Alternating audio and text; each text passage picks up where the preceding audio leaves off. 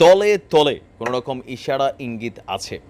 আর এই জিনিসটা কিছুটা আমার কাছে মনে হয় যে বিএনপি, জামায়াতে ইসলাম বা অন্যান্য যে দলগুলো আছেন, আপনি দেখবেন যে সবাই একটা জিনিসে ভয় পায়। এই ভয়টা হচ্ছে কি, যে সত্যি কি শেখ হাসিনা বাংলাদেশে ফিরবে কিনা। এর মাঝখানে সজীব ওয়াজেদ জয় তিনি বক্তব্য দিচ্ছেন যে মা ফিরবে, জেল টেল যাই হবে এটা তিনি বরণ করতে প্রস্তুত। এই কথাগুলার একটা লিঙ্কা পয়সা আজকের এই নিউজে কানেক্ট হলো।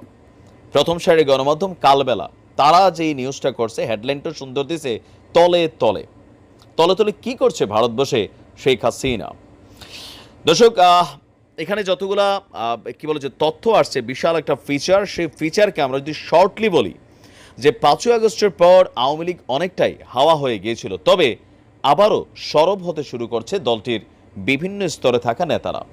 অজ্ঞাত স্থান থেকে বিভিন্ন রকম বক্তব্য দিচ্ছেন দলীয় নেতাকর্মীদের চাঙ্গা করার জন্য, আবার আইনি সহযোগিতার জন্য, কোথায় বিচার দিতে হবে, কিভাবে কি করতে হবে, এই ধরনের বক্তব্য বিভিন্ন সময় দিচ্ছেন। আবার শেখ হাসিনার কিছু ফোন রেকর্ডও ইচ্ছাকৃত হোক অনিচ্ছাকৃত হোক ছড়িয়ে পড়ছে, যেন নেতাকর্মীরা মনোবল না হারান। এবার আসছে আরেক বক্তব্য যে তলে তলে ভারতে বসে নির্বাচনের প্রস্তুতি নিচ্ছে আওয়ামী লীগ। একটা কোয়েশ্চেন মার্ক। এখন কেন এই কথাটা আসছে আমি বলি। তারা তাদের যে জায়গাটা থেকে বিশ্লেষণ দিয়েছে, বলা হচ্ছে যে নির্বাচন ইস্যুতে গেল কয়েকদিন যাবৎ যখন আমাদের সেনা প্রধান তিনি একটা বক্তব্য দিলেন যে 18 মাস পরে জাতীয় নির্বাচন হবে, এর পরদিনই সজীব ওয়াজেদ জয় সেনাপ্রধানকে একটা ধন্যবাদ দিলেন যে 18 মাস ফাইন, সুন্দর, বাট আর একটু আগে হইলেই ভালো ছিল। আবার আপনি খেয়াল করেন যে শেখ হাসিনা ভারত যাওয়ার পর বিএনপির সাথে একটা ভালো সম্পর্ক তৈরি করতে চাইল সজীব ওয়াজেদ জয়। ফেসবুকে তিনি তারেক জিয়ার উদ্দেশ্যে একটা বার্তা দিয়েছিলেন। এরপর যখন থেকে নির্বাচনের ইস্যুতে বক্তব্য আসা শুরু হলো, তখনই কিন্তু অনেকটা সরগরম হয়ে উঠল আওয়ামী লীগের আরও নেতারা। হানিফ সাহেব তিনি আপনার বললেন আওয়ামী লীগকে ছাড়া নির্বাচন অসম্ভব। তবে আওয়ামী লীগ এখন তলে তলে নির্বাচনের যে প্রস্তুতি নিচ্ছেন, আদৌ কি তারা নির্বাচনের জন্য যেই তরিটা আছে সেই তরিটা পার হইতে পারবে কিনা? কারণ দুইটা স্টেপ খুবই সেন্সেশনাল ইস্যু আছে এখানে। নাম্বার 1, আন্তর্জাতিক অপরাধ ট্রাইব্যুনাল, যেটা বাংলাদেশে একটা গঠিত হয়েছিল আওয়ামী লীগ সরকারের আমলেই যুদ্ধাপরাধীদেরকে ফাঁসি দেওয়ার জন্য। সেই ট্রাইব্যুনালেই কিন্তু শেখ হাসিনার বিরুদ্ধে মামলা উঠে গেছে। এখন সেটার অ্যাক্টিভিটিস খুব দ্রুত শুরু করার জন্য চেষ্টা করছেন সরকার। এখন এটা যদি হয়, সেখানে শেখ হাসিনার বিরুদ্ধে যে গণহত্যা বা আওয়ামী লীগের বিরুদ্ধে গণহত্যার ট্যাগটা আছে, সেটা যদি প্রমাণিত হয়ে যায়, তাহলে কি হবে? 10 বছরের জন্য আওয়ামী লীগ ব্যান হয়ে যাবে, নির্বাচনে আসতে পারবে না। যে প্রক্রিয়ায় জামাতকে 1971-এর ইস্যুতে আপনার ব্যান করে দিয়ে গেছিল আওয়ামী লীগ, একটা সরকার পতনের আগ পর্যন্ত আবার এটা আওয়ামী লীগ পারবে না। হয়তো ভবিষ্যতে দল ক্ষমতায় আসলে আবার তারা এটাকে পরিবর্তন করবে। এটা গেল একটা। এখন এই জায়গা থেকে যদি বাইচেও যায়, আন্তর্জাতিক অপরাধ আদালত, আপনি দেখছেন যে কি বলে যে গতকালকে জাতিসংঘের অধিবেশনে, সেই অধিবেশনে আইসিসির যিনি প্রধান কৌঁসুলি করিমে খান, যিনি নেতানিয়াহুর বিরুদ্ধে মামলা চালান, রাশার বিরুদ্ধে মামলা চালান, অনেক বড় বড় শক্তিশালী লিডারদের বিরুদ্ধে মামলা চালান, তিনি আবার ডক্টর ইউনুসকে পরামর্শ দিয়েছেন। ডক্টর ইউনুস জানতেও চাইছেন আন্তর্জাতিক অপরাধ আদালতে নেদারল্যান্ডসের সম্ভবত হ্যাগেতে, যেটার প্রধান কার্যালয় অবস্থিত, সেইখানে কিভাবে মামলা করা যায়। এখন এত কিছুর পরে আওয়ামী লীগ নির্বাচনের প্রস্তুতি নিচ্ছে। তবে রাজনৈতিক দল যদি রাজনীতি চালাইতে হয়, নির্বাচন ইস্যুতে সরব থাকতে হবে, গরম থাকতে হবে। তাদের যে ভোট ব্যাংক আছে বা ভোটাররা আছেন বা দলীয় নেতাকর্মী যারাই আছেন, তাদেরকে উজ্জীবিত করা, তাদের সাথে কমিউনিকেশন করা। আপনি দেখেন প্রতিদিনই ভারত বাংলাদেশ সীমান্তে আওয়ামী লীগের অনেক নেতা গ্রেপ্তার হচ্ছেন। আবার ভারতের গণমাধ্যমগুলো বলছে যে দিল্লিতে শেখ হাসিনাকে ঘুরতে দেখা যাচ্ছে দলীয় নেতাকর্মীদের সাথে নিয়ে। তার ভারত বৈশা তো আর তিনি চুপচাপ বৈশা নাই।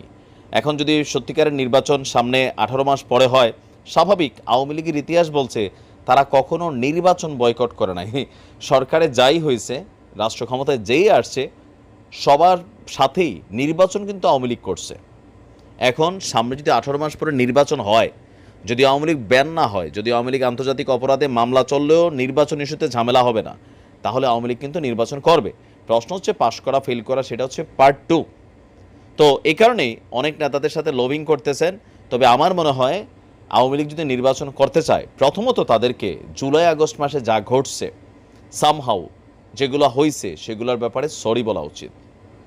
মানুষের সাথে যা যা ঘটছে, যতগুলো মানুষ মারা গেছে, এই ইস্যুতে নমনীয় হইতে হবে। আত্মশোচনা থাকতে হবে, অনুশোচনা থাকতে হবে। আর এগুলো যদি না থাকে, যে ক্ষমতায় আসলে উড়াই ফেলবো, কইরা ফেলবো, মানুষ এটাই জানে যে ক্ষমতা আসলে এটাই করবে, এটাই হবে।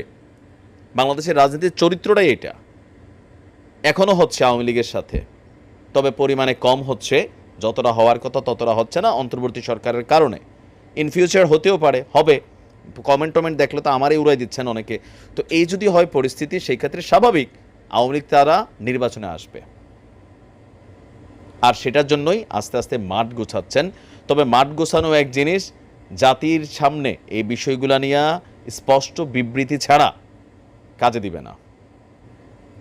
তো আপনার কি মনে হয় যে আওয়ামী লীগ কি সত্যি সত্যি নির্বাচন করবে, নাকি আসলে জাস্ট হচ্ছে সেনাপ্রধান বলেছে 18 মাস সময়ের মধ্যে নির্বাচন, এটাকে সজীব জয় ওয়েলকাম করছে।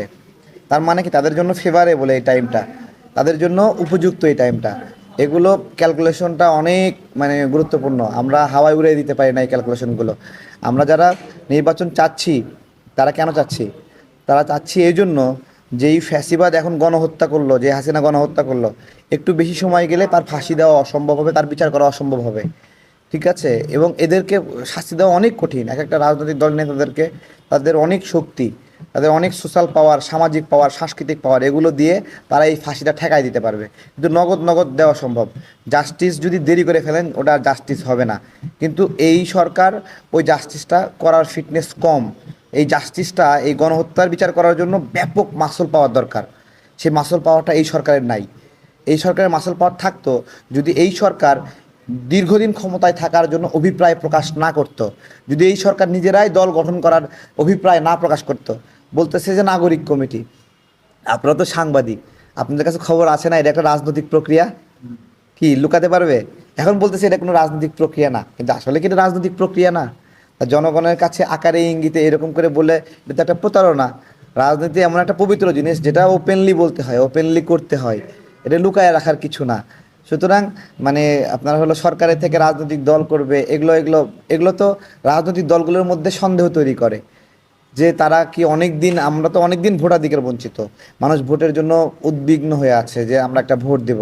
সে জায়গা থেকে কেউ যদি এরকম চায় যে ভোট ছাড়াই 5 বছর শাসন করবে, এটা তো একটা ভয়ঙ্কর বিষয়। জনগণের ম্যান্ডেট ছাড়া শাসন করলে, ইউনূস সাহেবকে না হয় বিশ্বাস করলাম, আমি বিধান রঞ্জন রায়কে কেমন করে বিশ্বাস করব? শেখ হাসিনার মনোনীত মানসিক হাসপাতালের পরিচালক সে, আমি কিভাবে সুপ্রদীপ চাকমা তাকে বিশ্বাস করব? সে তো শেখ হাসিনার পার্বত্য উন্নয়ন বোর্ডের আপনার হলো চেয়ারম্যান ছিল।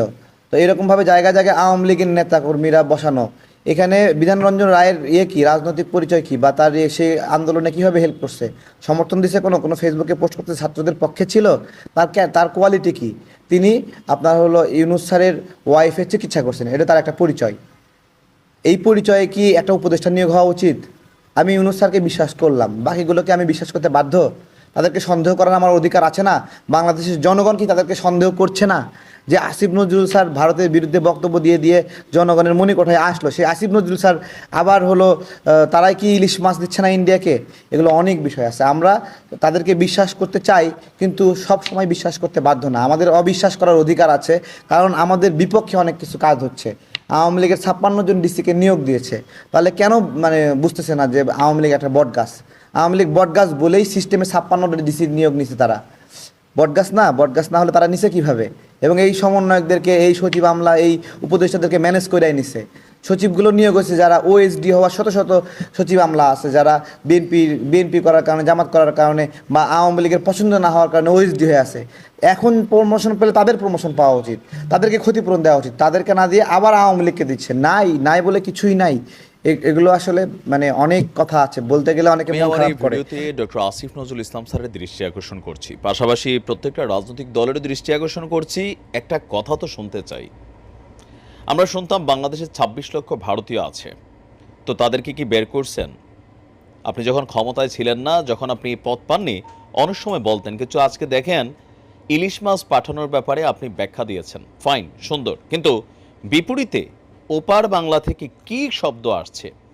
3 দিন আগে ভারতের কেন্দ্রীয় স্বরাষ্ট্রমন্ত্রী অমিত শাহ সে বলছিল যে বাংলাদেশিদেরকে উল্টা করে ঝুলাবে, আর 3 দিন পরে যখন আমরা ইলিশ দিলাম, এর পরপরই আপনার ভারত কি বলছে যে বাংলাদেশকে ভাইঙ্গা আলাদার একটা রাষ্ট্র করার সক্ষমতা আছে। আপনি চিন্তা করেন, এরা বলছে যদি ভারত চায় বাংলাদেশকে ভেঙে দুইটা বাংলাদেশ করার সক্ষমতা আছে। এখন তারই কথাটারে আমি কিন্তু হালকা নেই। আপনি দেখেন এই মুহূর্তে পার্বত্য চট্টগ্রাম অঞ্চলে যে জুমল্যান্ড নামক আলাদা একটা স্বতন্ত্র রাষ্ট্র তৈরির পরিকল্পনা চলছে, সেই একই জিনিসের কিন্তু ইঙ্গিত আসলো। আবার আওয়াজটা কই থেকে আসছে দেখেন, ভারতের ক্ষমতাসীন বিজেপির মিত্রদল ত্রিপুরা মথা, ত্রিপুরা মথার শীর্ষ যে নেতা আছে প্রদ্যুৎ কিশোর, সে বলছে বাংলাদেশকে ভেঙে আরেক নতুন দেশ তৈরির সক্ষমতা ভারতের আছে। বাংলাদেশের সংখ্যালঘু এবং উপজাতিদের উপর নির্যাতনের অভিযোগ তুলে গতকালকে ত্রিপুরায় এক বিশাল মিছিল বের করেছে এই রাজনৈতিক দলটি। বাংলাদেশকে ভাঙার হুমকি দেওয়ার পাশাপাশি তার বক্তব্য, যদি ত্রিপুরার সাহায্য না করত তাহলে বাংলাদেশও হতো না এবং মুক্তি বাহিনী বলে কিছু থাকতো না। সে বলছে যে ভারত চুপ ছিল কারণ শেখ মুজিব এবং শেখ হাসিনা ভারতের বন্ধু ছিলেন। তার বক্তব্যের আরেকটা অংশ খেয়াল করেন, সে বলছে কিন্তু এখন এই বন্ধুত্ব আর নাই। তার মানে বন্ধুত্বটা ছিল শেখ হাসিনা সরকারের সাথে বা শেখ হাসিনার সাথে, যেহেতু এখন ক্ষমতায় আওয়ামী লীগ নাই, সুতরাং ত্রিপুরার আর বাংলাদেশের সাথে বন্ধুত্ব নেই বা ভারতের বন্ধুত্ব নেই। তারপর সে বলছে যদি বাংলাদেশিরা আমাদের চ্যালেঞ্জ জানাতে পারে, আমি তাদের মনে করিয়ে দিতে চাই পাকিস্তান ভেঙে ভারত বাংলাদেশ তৈরি করেছি আমরা।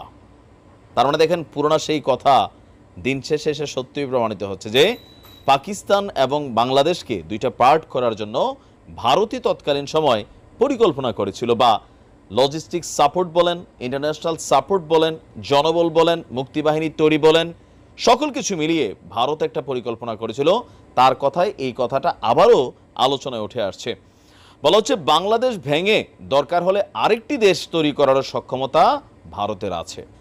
যদি তারা সংখ্যালঘুদের উপর হামলা বন্ধ না করে আমরা চুপ থাকব না। মানে কি যে ভাষা ব্যবহার করতে ইচ্ছে করে। তো তার বক্তব্য, তার পরিবার আগে ব্রাহ্মণবাড়িয়া, খাগড়াছড়ি, কুমিল্লা এবং চট্টগ্রামকে শাসন করত। ওই সময় সবাই মিলেমিশে থাকতো, কিন্তু এখন সেই অবস্থা নেই। এখন বিষয়টা ক্লিয়ার তো, আমাদের পার্বত্য অঞ্চলে যে হঠাৎ করে এই জুমল্যান্ড বানানোর জন্য একটা গ্রুপ তৈরি হয়ে গেল, সেনাবাহিনীকে সেখান থেকে ক্যাম্প থেকে সরানোর জন্য হুমকি তৈরি করা হলো, মানে সব কিছু মিলেয়া যে একটা পরিস্থিতি তৈরি হয়েছে, এই পরিস্থিতিটার পেছনে ভারত যে আসলেই গুটিবাজি করছে এটাই তো প্রমাণিত। তার মানে ত্রিপুরা কয়েকদিন আগে বন্যার পানি নিয়ে এরা যে ব্যাখ্যা দিছে, সেই ব্যাখ্যাটা এখন আর গ্রহণযোগ্য না। এখন এই ধরনের বক্তব্যের পাল্টা ভিডিও আমরা বানাইলে এগুলো আসলে কোনো কাজে দিবে না। কথা বলার দরকার কার? ডক্টর আসিফ নজরুলদের। চোখে চোখ রাইখা এই মাথা মোথা যেগুলো আছে এদের বিরুদ্ধে শক্ত ভাষা যদি আমরা দিতে না পারি, এরকম আওয়াজ করি, তাহলে তো ভাই লাভ হবে না। আপনি চেয়ারে বসার আগে অনেক কথাই বলা যায়, চেয়ারে বসার পরে যখন একটা কাজ করা যায় তখন বোঝা যায়। এ পর্যন্ত আমরা আমাদের অন্তর্বর্তী সরকারে যারাই আছেন ভারতের বিরুদ্ধে বা ভারতের ইস্যুতে, সবাই কিন্তু ব্যাখ্যা দিচ্ছেন। কেউ রপ্তানির ব্যাখ্যা আমাদেরকে শিখাচ্ছেন, কেউ আবার উপহারের ব্যাখ্যা শিখাচ্ছেন। কাজের কাজ, দিন শেষে কোনো কিছুই হচ্ছে না। তো আমরা দেখতে চাই এটা নিয়ে সরকারের ভূমিকা কি থাকে, এত বড় স্পর্ধা একটা দেশের সার্বভৌমত্ব নিয়ে কথা বলার পরে। সময় এতক্ষণ এই ভিডিওটি দেখার জন্য আপনাদের অসংখ্য ধন্যবাদ। বাংলাদেশের বর্তমান পরিস্থিতি এখন কোন পর্যায়ে যাচ্ছে? বাংলাদেশের জনগণ এখন কাকে চায়, ডক্টর ইউনূস নাকি শেখ হাসিনাকে? কে পারবে পরিস্থিতি নিয়ন্ত্রণে আনতে? দর্শক, আপনাদের জানা থাকলে কমেন্টস করবেন, আর পরবর্তী ভিডিও দেখার আমন্ত্রণ জানাচ্ছি।